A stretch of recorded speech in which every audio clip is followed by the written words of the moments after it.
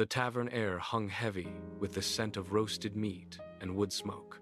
Donna, Amelia, Sana, and Helena sat huddled around the scarred oak table, the only island of light in the dim room. Between them, a massive platter of venison sat picked clean, save for a few scattered bones. They hoisted their pewter tankards, the butterscotch ale sloshing over the rims as they toasted to the road ahead. The laughter was loud, but it held a sharp edge of finality. Donna reached into her satchel and slammed a heavy leather pouch onto the counter. The barkeep counted out 500 gold coins, the metallic ring of each piece echoing against the stone walls. With the tab settled, the tavern seemed to shrink around them. They stood in unison, the weight of their gear shifting as they moved toward the exit. Outside, the horses waited in the cooling night air, hooves stamping impatiently against the dirt. They mounted up, the leather of the saddles creaking under their weight. Donna took the lead, glancing back once at her companions before turning her horse toward the dark horizon. They kicked their mounts into a steady trot. The border of the Mocha Kingdom appeared as a sudden, sharp line in the landscape. As they crossed the threshold, the uneven dirt tracks gave way to smooth, white stone paths.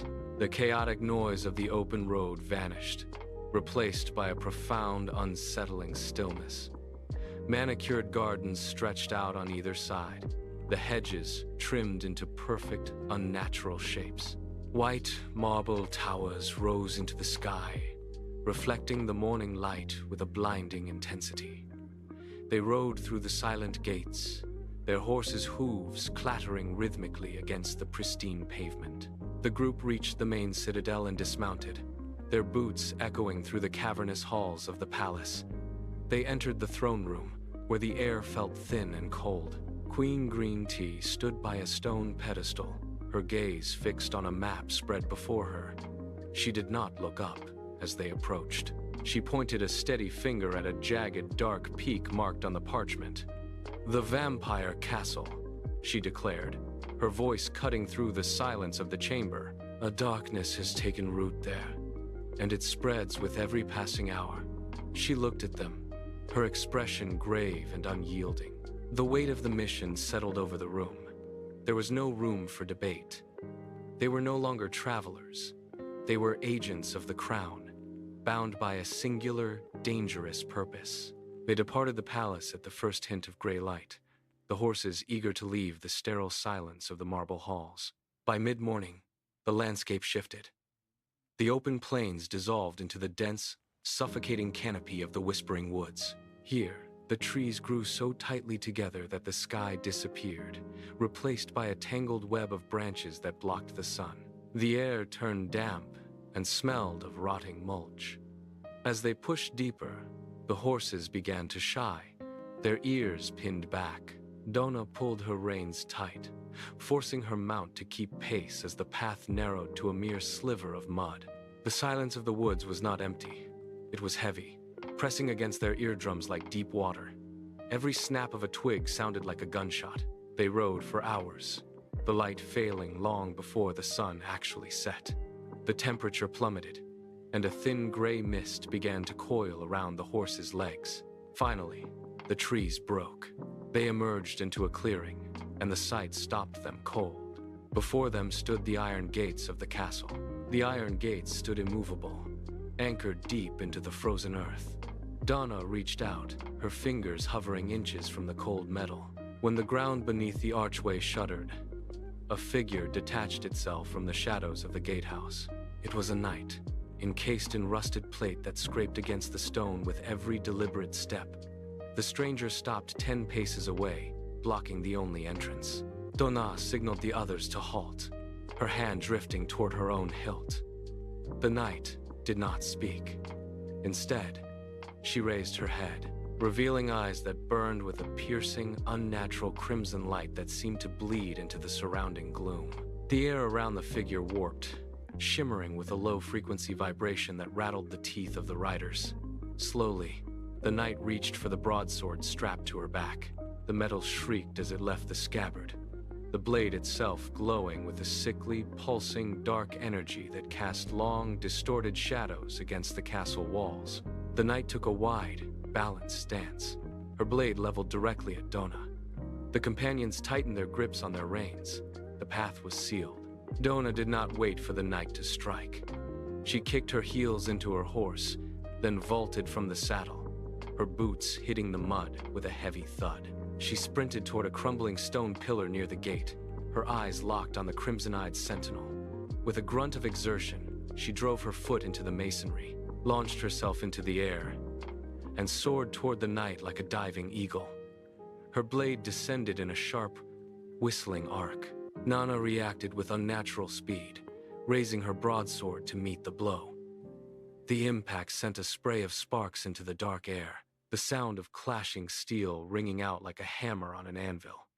Dona landed, pivoted, and pressed the advantage, forcing the knight back with a flurry of strikes. While the two blades locked in a grinding, vibrating stalemate, Dona caught the eyes of her companions. She gave a sharp nod. Amelia, Sana, and Helena did not hesitate. They dropped low, keeping their bodies tight to the shadows, and darted past the fray. They sprinted toward the inner sanctum, their boots barely making a sound on the cold stone.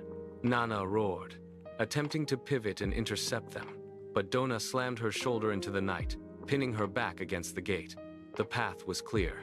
Amelia, Sana, and Helena crossed the threshold into the inner sanctum.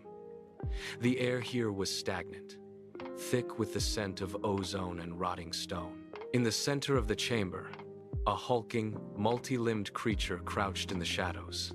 Its chest cavity pulsated with a jagged, glowing ruby that cast rhythmic, sickly light across the walls. The beast sensed their presence.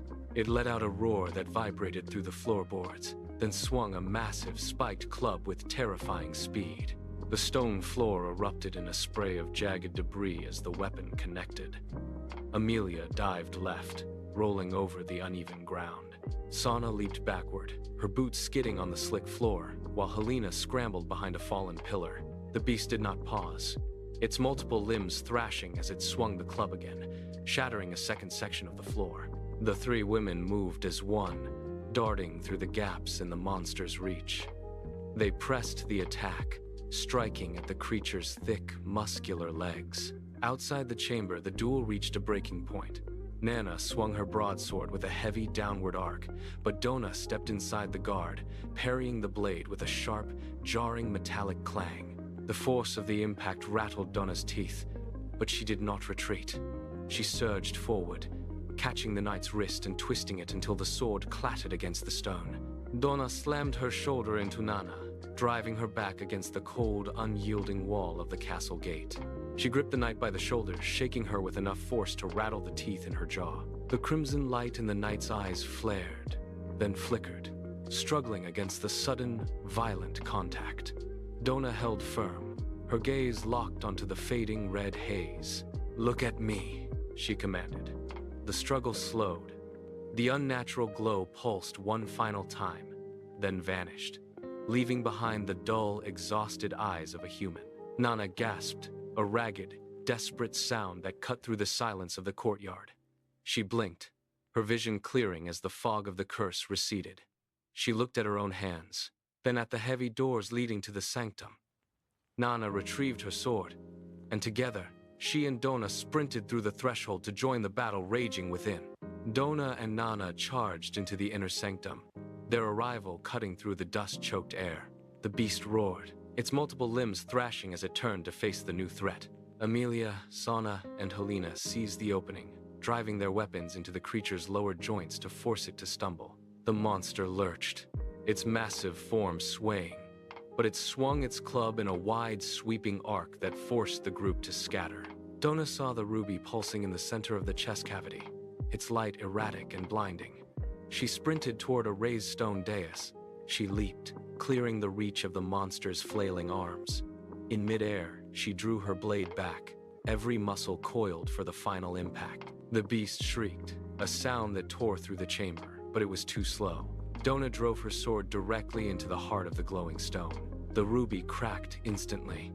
A high-pitched, piercing sound filled the room as the gem shattered into fine, glittering dust. The nightmare had ended. Nana stood amidst the scattered stone fragments, her hands trembling as she wiped the dust from her blade. She looked at the spot where the beast had vanished, then turned to the others. She spoke of the ruby, describing how it had latched onto her will, turning her into a hollow vessel for the monster's commands. She had been a prisoner in her own body, watching through her own eyes. While her limbs acted against her intent, her voice was steadying, losing its frantic edge as she recounted the long weeks of forced servitude. Dona listened, then stepped forward and extended a hand, a silent gesture of solidarity that bridged the gap between them. Amelia, Sana, and Helena stood close, their presence signaling the end of the conflict. There was no need for long explanations. The shared experience of the battle had forged a bond that words could not replicate. Dona invited Nana to join their ranks, and with a slow, deliberate nod, the knight accepted. They moved toward the iron gates, stepping out of the shadows of the castle and into the cooling air of the morning. The sky above the horizon began to bleed, gold and violet, the first light of dawn catching the dew on the grass. They mounted their horses, the animals shifting restlessly as if sensing the change in the air. With a unified motion, they turned their mounts away from the ruins. The gates groaned shut behind them, sealing the darkness away for good. They rode forward, 5 figures silhouetted against the rising sun,